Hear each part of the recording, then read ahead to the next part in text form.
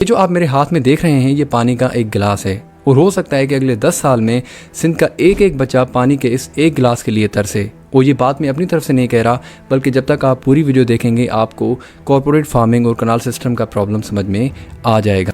دیکھیں 1970s میں American agriculture secretary ال بوٹس نے ایک جملہ کہا تھا، اور وہ جملہ تھا کہ گیٹ بگ اور گیٹ آؤٹ۔ یہ جملہ اس نے کارپوریٹ فارمنگ کو امریکہ کا فیوچر سمجھتے ہوئے کہا تھا، جس کے بعد امریکہ کے چھوٹے چھوٹے کسان اپنا سر پیٹتے ہوئے رہ گئے۔ اور یہی کام سندھ کے لوگ پچھلے 100 سالوں سے کرتے ہوئے آ رہے ہیں، لیکن کسی کی آنکھ سندھ کی عوام پہ نہیں پڑتی۔ اور اگر تاریخ کی بات کریں تو ہسٹری میں بھی انڈس ریور پہ کافی سارے ایسے کنٹروورشل کنالز بنانے کی کوشش کی گئی، جس کو ایون برٹش سرکار نے بھی ریجیکٹ کر دیا تھا۔ اور پھر اس کے بعد 1999 سے لے کر 2002 تک سندھ کو ایک اور قحط سالی نے ہٹ کیا، اور انہی پرابلمز کی وجہ سے سندھ کے 14 لاکھ لوگ، 50 لاکھ مویشی جانور اور 13 لاکھ ایکڑ زمین پر برا اثر پڑا۔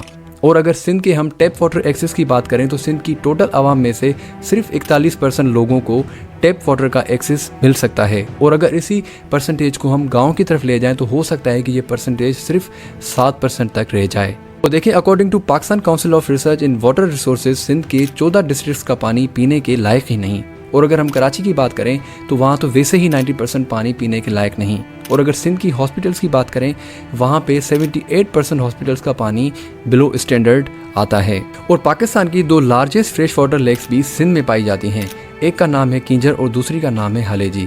اگر آپ انڈس ریور کا پانی ڈیوائڈ کر کے چولستان کے ڈیزرٹ میں لے جائیں گے تو ہو سکتا ہے کہ ان دونوں ریورز کا ایکو سسٹم تباہ و برباد ہو جائے۔ اگر آپ سندھ کے 120 کروڑ ایکڑ تباہ و برباد کر کے ساؤتھ پنجاب کے صرف 12 لاکھ ایکڑ آباد کرنا چاہیں، اور اس کے بعد بھی آپ یہ کوشچن کریں کہ سندھ کے لوگ آخر کار پروٹیسٹ کیوں کر رہے ہیں، تو آپ کو ہوش کے ناخن لینے چاہیے۔ اور اتنے سارے مسائل کے ہونے کے باوجود بھی اگر سندھ کے لوگ پروٹیسٹ کرتے ہیں تو بجائے ان کے کہ آپ ان کی بات سنیں، آپ ان کو ڈنڈے مارتے ہیں، اور اس کے بعد پھر آپ کوشچن کرتے ہیں کہ آخر کار دنیا پاکستان کے قانون پہ کیوں ہنستی ہے۔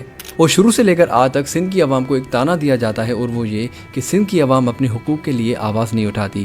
لیکن ابھی آپ خود دیکھیں گے جب وہ اپنے حقوق کے لیے آواز اٹھاتی ہے تو ان کو کس طرح سے دیوار کے ساتھ لگایا جاتا ہے۔ تو جی آخر میں ماں سنجے بھیڑن بھائرن کے ایکڑو عرض ضرور کندم جو بجائے انہیں مسئلے کی تاں نان سیریس تھی کھڑو، انہیں مسئلے کے سیریس وٹو تھی سکے تو اگین 10 سال میں تاں وٹ پانی جے پیئن لا ایکڑو ڈھک بے میسر نہ ہو جے۔